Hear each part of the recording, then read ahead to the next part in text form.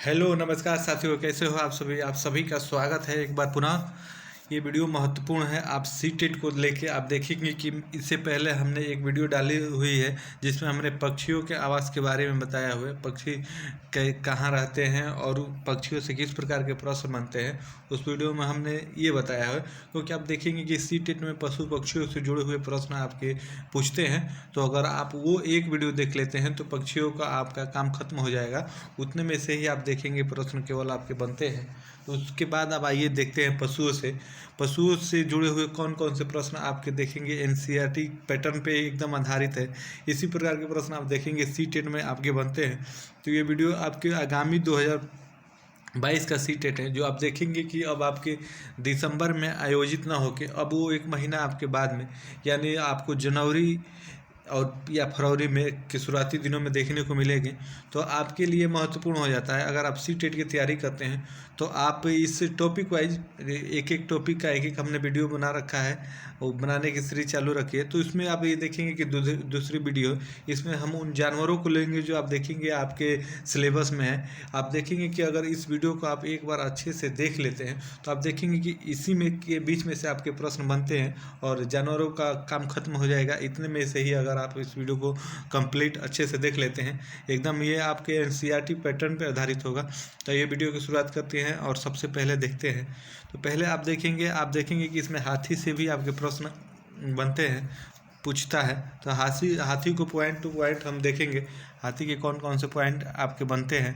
तो सबसे पहले इसमें आप पॉइंट की बात करें तो पहला पॉइंट में देखेंगे आपका दिया हुआ है कि हाथी को पानी और कीचड़ में खेलना बहुत पसंद है। इससे उसके शरीर को ठंडक मिलती है। आप ये ध्यान रखेंगे ये बिंदुओं को। अगर इन बिंदुओं को आप देख लेते हैं तो इतने के बीच में से ही कोई प्रश्न आपको देखने को मिलेगा। हाथी के कान पंखे जैसे होते हैं। गर्मी लगने पर हाथी अपने कान हिलाकर हवा करता है। आपको ये ध्यान रखना चाहिए। वही अगले बिंदु की बात करें तो 3 महीने का हाथी 200 किलोग्राम वजन का होता है। आप देखेंगे यहीं से आपके प्रश्न देखने को मिलेंगे। ये पूछ देगा कि 3 महीने का हाथी का वजन कितना होता है। तो इस प्रकार से प्रश्न बनते हैं। वही चौथे बिंदु की बात करें, इसमें आप देखेंगे दिया है एक बड़ा हाथी एक दिन में 100 किलोग्राम से ज़्यादा पत्ते और झाड़ियाँ खा लेता है। आप देखेंगे कि जो आपका ये सी टेट 2021 में आयोजित हुआ था उसमें ये प्रश्न बना था कि एक बड़ा हाथी एक कितने किलोग्राम पत्ते झाड़ियाँ खा लेता है। तो ध्यान रखेंगे। आइए वही अगले पॉइंट की बात करें तो अगले में देखेंगे हाथी बहुत कम आराम करता है, एक दिन में 2 से 4 घंटे ही सोता है। ये भी प्रश्न आप देखेंगे आपको देखने को मिलेगा। वही अगले पॉइंट की बात करें, अगले पॉइंट में देखेंगे हाथी परेशानी आने पर एक दूसरे की मदद करते हैं। ये भी पॉइंट आपके लिए महत्वपूर्ण हो जाता है। तो हाथी से अगर आप इतने पॉइंटों को ध्यान में रखते हैं तो आप देखेंगे इन्हीं पॉइंटों के बीच में से कोई ना कोई आपको प्रश्न देखने को मिलेगा। तो इसलिए ये महत्वपूर्ण है। वही आइए हाथी की झुंड से बात करें। हाथी का झुंड से जुड़े हुए कुछ तथ्यों को, कुछ लाइनों को। तो इसमें आप देखेंगे झुंड में केवल हथनी और बच्चे रहते हैं। आप ये भी ध्यान में रखेंगे।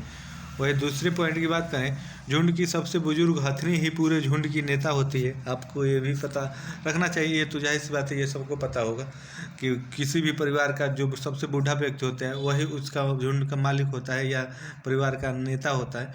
तो इस प्रकार से यहाँ पे भी है। वही अगले पॉइंट की बात करें तो अगले में देखेंगे इस झुंड में 10 या 12 हथनी और बाकी बच्चे होते हैं। ये आप ध्यान रखेंगे। वही 14-15 साल तक हाथी इस झुंड में रहता है और वो फिर बाद में झुंड छोड़कर चला जाता है। तो आप देखेंगे जब तक 14-15 साल का नहीं होता है हाथी इस झुंड में रहता है, उसके बाद वो झुंड छोड़कर चला जाता है। तो ये भी पॉइंट आपके लिए महत्वपूर्ण है।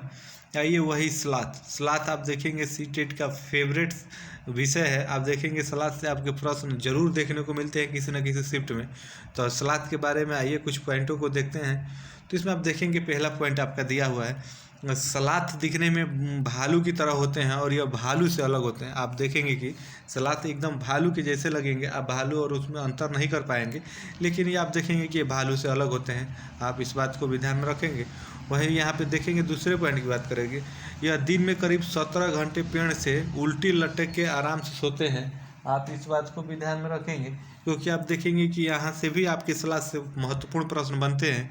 वही तीसरे बिंदु की बात करें तो यह सप्ताह में एक बार ही शौच के लिए पेड़ से उतरते हैं। ये भी आप ध्यान में रखेंगे। जिस पेड़ पर रहते हैं उसी पेड़ के पत्ते खाते हैं। ये भी महत्वपूर्ण बिंदु हो जाता है। 40 वर्ष के अपने जीवन में यह सिर्फ 8 पेड़ों पर ही घूमते हैं। आप देखेंगे 2021 के सीटेट में यहाँ से प्रश्न आपके बना था कि स्लॉथ अपने जीवन काल में कितने पेड़ों पर रहता है। तो इस प्रकार से प्रश्न आपके बनते हैं। देखने में ये पॉइंट आपके छोटे लगेंगे, लेकिन आप देखेंगे कि इन्हीं के बीच में से कोई ना कोई प्रश्न आपको देखने को मिलता है परीक्षाओं में, तो महत्वपूर्ण हो जाता है। आइए अब देखते हैं बाघ से आपके कहाँ से प्रश्न बन, बाघ वाला टॉपिक भी आपके लिए महत्वपूर्ण हो जाता है। आइए बाघ टॉपिक को देखते हैं। तो सबसे पहले इसमें बात की जाए पहले पॉइंट की, तो पहले पॉइंट में आप देखेंगे बाघ अंधेरे में हमसे 6 गुना देख सकता है। एक सामान्य मनुष्य से आप देखेंगे बाघ अंधेरे में 6 गुना अधिक देख सकता है। तो आप यहाँ पे ये भी ध्यान में रखेंगे। इस प्रकार से वही दूसरे बिंदु की बात करें तो दूसरे बिंदु में आप देखेंगे बाघ की मूंछें हवा में हुए कंपन को भांप लेती है, जिससे शिकार को सही स्थिति का पता चलता है और इसे वह अंधेरे में ढूंढ लेता है। तो आप ये भी ध्यान में रखेंगे। वहीं नेक्स्ट पॉइंट की बात करें तो बाघ अपने इलाके में मूत्र करके गंध छोड़ता है। दूसरा, जब बाघ आता है, यहाँ पे देखेंगे बाघ बना लीजिएगा, बाघ उस गंध को तुरंत पहचान लेता है। तो ये भी आप पॉइंट को ध्यान में रखेंगे। वहीं तीसरे पॉइंट की बात करें तो आप देखेंगे बाघ मौके के अनुसार अपनी आवाज़ बदल लेता है। बाघ आवाज़ बदलने में भी एक्सपर्ट होते हैं, आपको ये भी पता रखना चाहिए, क्योंकि आप देखेंगे कि पेपर यहाँ से भी बन सकता है। वह कौन सा जानवर है जो अपनी आवाज़ को बदल लेता है, तो ये भी अगर पूछे तो आपको पता होना चाहिए। वही अगले पॉइंट की बात करें, बाघ का गुर्राना 3 किलोमीटर दूर तक सुनाई देता है। ये महत्वपूर्ण बिंदु है। वही अगले बिंदु की बात करें तो बाघ के दोनों कान बाहर की आवाज़ इकट्ठा करने के लिए अलग अलग दिशाओं में बहुत ज़्यादा घूम जाते हैं। तो ये भी महत्वपूर्ण बिंदु है। वही एक और बिंदु की बात करें तो बाघ हवा में पत्तों के हिलने और शिकार की झाड़ियों के हिलने की आवाज़ दोनों में अंतर कर लेता है। अर्थात आप यहाँ पे देखेंगे एक जो पत्ता हिलता है और एक दो झाड़ियों में छिपे जानवरों से जो पत्ता हिलता है, झाड़ियाँ हिलती हैं, तो इन दोनों में आप देखेंगे बाघ अंतर आसानी से कर लेता है। इस प्रकार वो शिकार करने में उसे आसानी होती है। तो ये भी ध्यान रखेंगे। आप देखेंगे बाघ से ये महत्वपूर्ण कुछ बिंदुओं को हमने बताया। आप देखेंगे इन्हीं के बीच में से कोई ना कोई प्रश्न आपको देखने को मिलेगा। आइए वही अगले बिंदु की बात करें जिसमें आपका सांप है। सांप से भी आप देखेंगे सीटेट के अंदर प्रश्न बनते हैं, तो इसमें भी कुछ पॉइंट है, जाइए वो भी हम जान लेते हैं। तो पहला पॉइंट इसमें आप देखेंगे हमारे देश में केवल 4 तरह के ही जहरीले सांप पाए जाते हैं। ये महत्वपूर्ण हो जाता है। यहाँ पे पूछ देता है कि भारत में कितने प्रकार के जहरीले सांप पाए जाते हैं, तो आपको पता होगा 4, तभी आप लगाएंगे, नहीं तो तुक्का लगाएंगे फिर आप वही गलत करेंगे। तो आप उन चारों का अगर प्रकार पूछे तो आप देखेंगे पहला प्रकार एक करैट होता है, फिर दुबैया होता है, एक अफाई होता है और यहाँ पे आप देखेंगे एक नाग होता है। तो इन्हीं 4 प्रकार के आप देखेंगे भारत में जहरीले सांप होते हैं। तो ये भी महत्वपूर्ण बिंदु है। वही अगले बिंदु की बात करें तो आप देखेंगे यहाँ पे आपका दिया हुआ है, जब सांप किसी को काटता है तो उसके 2 खोखले जहर वाले दांत उस व्यक्ति के शरीर में जहर चला जाता है। जब खोखले सांप के खोखले दांत होते हैं उन्हीं में वो जहर होता है, उससे काटता है तो आप देखेंगे मनुष्य में जहर फैलने लगता है। तो इस प्रकार से जहर फैलता है। अगले पॉइंट की बात करें, इस जहर से बचने के लिए उस व्यक्ति को सीरम नाम की दवा दी जाती है, जो सांप के दहर से ही बनाई जाती है। आपने वो कहावत सुनी होगी, लोहा को लोहा ही काटता है। तो उसी प्रकार से सांप जब काट लेता है तो सांप के जहर से बचने के लिए आप देखेंगे सांप के जहर से ही बनी दवा जिसका नाम सीरम है वो दिया जाता है। तो ये भी आप बिंदु को ध्यान में रखेंगे। अगले बिंदु की बात करें, सांप के दांत नुकीले होते हैं लेकिन वह अपने शिकार को चबा कर नहीं खाता बल्कि पूरा निगल जाता है। आपको पता है सांप निगल जाते हैं चूहे को, तो इस प्रकार से वो चबा के नहीं खाता, निगल जाता है। अगले बिंदु की बात करें तो अगले बिंदु में आप देखेंगे सांप के बाहरी कान नहीं होते हैं, वो आप ज़मीन पर हुई कंपन को सुन लेता है। सांप के आप देखेंगे जो कान होते हैं वो उनके नहीं होते हैं, जो कंपन होता है ज़मीन पे वो कंपन के कारण उसे सुन लेते हैं। तो ये भी ध्यान में रखेंगे आप। वही अगले नेक्स्ट वीडियो की बात करें तो देखेंगे सपेरों को कालवेलिया भी कहते हैं। कालवेलिया नाच में सांपों जैसी मुद्रा होती है। देखिए कालवेलिया डांस के बारे में भी आपके प्रश्न देखने को मिलते हैं, तो ये भी महत्वपूर्ण हो जाता है। जो वही सपेरों की कालवेलिया कहते हैं, जो सपेर सांप को पालते हैं उससे आप देखेंगे कालवेलिया कहते हैं। कालवेलिया नाच जो होती है जिसे नागिन डांस के नाम से जाना जाता है पश्चिमी सभ्यता के अंतर्गत, तो वो भी यहाँ पे महत्वपूर्ण है। तो आप ये भी ध्यान में रखेंगे। वही आगे लंगूर की बात की जाए, लंगूर से भी आप देखेंगे यहाँ पे आपको प्रश्न देखने को मिलते हैं, तो लंगूर टॉपिक भी महत्वपूर्ण हो जाता है। तो इसमें हम देखेंगे लंगूर से के बिंदु, तो इसमें आप देखेंगे जंगल के ऊंचे पेड़ों पर बैठा लंगूर अपने पास आती मुसीबत को एक खास आवाज़ निकालकर अपने दोस्तों को संदेश देता है और उसे चौकन्ना कर देता है। ये लंगूर की खासियत होती है। जब वो जंगल में पेड़ों पर रहता है, आप देखेंगे कि तो अगर कोई भी उसकी तरफ मुसीबत आता है तो एक प्रकार से खास आवाज़ निकाल के अपने जो भी साथी होते हैं उन्हें सचेत कर देता है। तो ये देखेंगे खास है। आइए यहाँ पे इन महत्वपूर्ण बिंदुओं को भी जान लेते हैं एक वन लाइनर के रूप में। आप देखेंगे कि मगरमच्छ के छोटे छेद जैसे कान होते हैं, लेकिन ये आपको आसानी से नहीं दिखाई देंगे, ये आप ध्यान रखेंगे। वही दूसरे की बात करें तो छिपकली के भी छोटे छेद जैसे कान होते हैं, वो भी आप देखेंगे दिखाई नहीं देते हैं जल्दी। मछली की बात करें, मछली खिलौनी एक दूसरे को बिजली तरंगे देकर देती है, आप ये ध्यान रखेंगे। डॉल्फिन की बात करें, डॉल्फिन भी अलग अलग तरह की आवाज़ें निकालती है और उसे एक दूसरे से बात करती हैं, आप ये भी इससे जुड़ी हुई बात को ध्यान में रखेंगे। वही आगे बिंदु की बात करें तो अगले बिंदु में देखेंगे गिलहरी के दांत हमेशा बढ़ते रहते हैं। दांतों के काटने और कुतरने के कारण उसके दांत आप देखेंगे यहाँ पे टाइप गलत हो गया, आप देखेंगे दांत जो है घिसते रहते हैं। अगर वो उसके दांत घिसेंगे नहीं तो आप देखेंगे कि उसके दांत बहुत तेज़ी से बढ़ते हैं, बड़े बड़े हो जाएंगे, तो आप ये भी ध्यान में रखेंगे। बिल्ली से जुड़ा हुआ पॉइंट की बात करें, आप देखेंगे बिल्ली के दांत नुकीले होते हैं जो मांस को फाड़ने और काटने के काम आते हैं, आप यहाँ पे इस बात को ध्यान रखेंगे। वही गाय की बात करें तो गाय से आप देखेंगे गाय के आगे के दांत पत्तों को काटने के लिए होते हैं, आप देखेंगे कि, और पीछे के दांत चपटे और बड़े होते हैं जो घास को चबाने के कार्य में आता है, तो आप इस बिंदु को भी ध्यान में रखेंगे।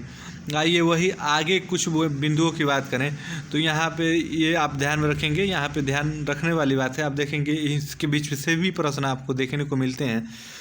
तो पहला पॉइंट है जानवरों की खाल पर जो डिजाइन होते हैं वो उनके बालों के रंग के कारण होते हैं। जिस प्रकार का जो जानवर का रंग होगा उसके कारण आप देखेंगे उस प्रकार से उसकी डिजाइन होती है, तो ये भी बिंदु आपके लिए महत्वपूर्ण है। वही अगले बिंदु की बात करें, दिन में जागने वाले जानवर आमतौर पर कुछ रंग ही देख पाते हैं। आप जो देखेंगे दिन के समय में जो ज़्यादा जगते हैं वो सभी रंगों में भी भेद नहीं कर पाते हैं। ये एक खास बिंदु है, महत्वपूर्ण बिंदु है, आप इसे ध्यान में रखेंगे। वही अगले बिंदु की बात करें, रात में जागने वाले जानवर हर चीज़ को सफ़ेद व काली में देखते हैं। आप जो देखेंगे कि जो रात में ज़्यादा जगते हैं वो केवल काली और सफ़ेद में ही आप देखेंगे किसी भी वस्तु को देखते हैं, तो ये भी महत्वपूर्ण बिंदु है। वही अगले बिंदु की बात करें, बहुत से जानवर किसी खास मौसम में लंबी गहरी नींद में चले जाते हैं, जैसे कि आप देखेंगे छिपकली। तो छिपकली आप देखेंगे ठंडी के समय में आपको देखने को नहीं मिलेगी, तो इस प्रकार से है वो नींद में चली जाती है। वही अगले बिंदु की यहाँ पे आप बात कीजिए आपसे, तो देखेंगे कि कुछ जानवर तूफान या भूकंप आने से कुछ समय पहले अजीब हरकतें करते हैं। जंगल में रहने वाले लोग समझ जाते हैं कि कुछ बुरा होने वाला है, तो इस प्रकार से है। वही अगले बिंदु की बात करें तो अगले में देखेंगे जानवरों में भी देखने, सुनने और महसूस करने की शक्ति होती है, ये महत्वपूर्ण बिंदु है। वही वैज्ञानिक का मानना है कि कई जानवर अपनी पूरी भाषा होती है। जानवर की भी आप देखेंगे मनुष्य की तरह उनकी भी भाषा होती है, तो ये बिंदु भी ध्यान में रखेंगे। वही अगले बिंदु की बात करें, जिन जानवरों के बाहरी कान व शरीर पर बाल होते हैं वे बच्चे देते हैं, ये ध्यान रखने वाली बात है। वही अगले बिंदु की बात करें, जिन जानवर के बाहरी कान व शरीर पर बाल नहीं होते हैं वे अंडे देते हैं। इन दोनों पॉइंटों को आप ध्यान में रखिएगा, ये महत्वपूर्ण हो जाता है, तभी आप विभेद कर पाएंगे। वही स्तनधारियों की विशेषता में इसके शरीर पर बाल पाया जाता है और कान के मध्य भाग में 3 अस्थियां मिलेनियम, इनकस और स्टेपस पाया जाता है। आप जो प्रमुख है आप देखेंगे, इस प्रकार से इसे ध्यान में रखेंगे। वही आगे एक बिंदु की बात की जाए तो इसमें आप देखेंगे यदि कुछ प्रजातियों को छोड़कर लगभग सभी स्तनधारी वर्ग के जंतु बच्चे देते हैं, तथा जिन जानवरों में या नहीं पाए जाते हैं वे देखेंगे आपके अंडे देते हैं। जिन नहीं पाए जाते हैं उनमें आप देखेंगे आप वो अंडे देते हैं, तो इस प्रकार से आप ध्यान रखेंगे। तो आप देखेंगे कि ये महत्वपूर्ण आपके लिए सेशन जानवरों से जुड़ा हुआ, जो देखेंगे कि अगर आप इस वीडियो को एक बार अच्छे से समझ लेते हैं, देख लेते हैं, तो आप देखेंगे कि सी टेट के अंदर जो आपका आपका सीटेट आगामी आयोजित होगा आपके जनवरी के अंदर, तो आप देखेंगे कि इसी के बीच में से आपको कोई ना कोई प्रश्न देखने को मिलेगा। तो ये हमारी सीटेट से जुड़ी हुई दूसरी वीडियो थी थ्योरी की। इससे पहले हमने एक पक्षी और उसके आवाज़ का वीडियो डाला हुआ है। अभी तक अगर आपने वो वीडियो नहीं देखा है तो आप वहाँ से जाके देख लीजिएगा। आप वो वीडियो और ये देख लेते हैं तो आप देखेंगे कि पशु पक्षियों को आप अच्छे से समझ लेंगे, देख लेंगे, और यहाँ से प्रश्न आपके 1 से 2 जरूर बनते हैं, तो आप आसानी से उन प्रश्नों को सही कर पाएंगे। तो कैसी लगी वीडियो ये आप कमेंट करके हमें ज़रूर बताइएगा। तो फिर आपसे मिलेंगे नेक्स्ट वीडियो में, तब तक के लिए आप सभी को जय हिंद, धन्यवाद।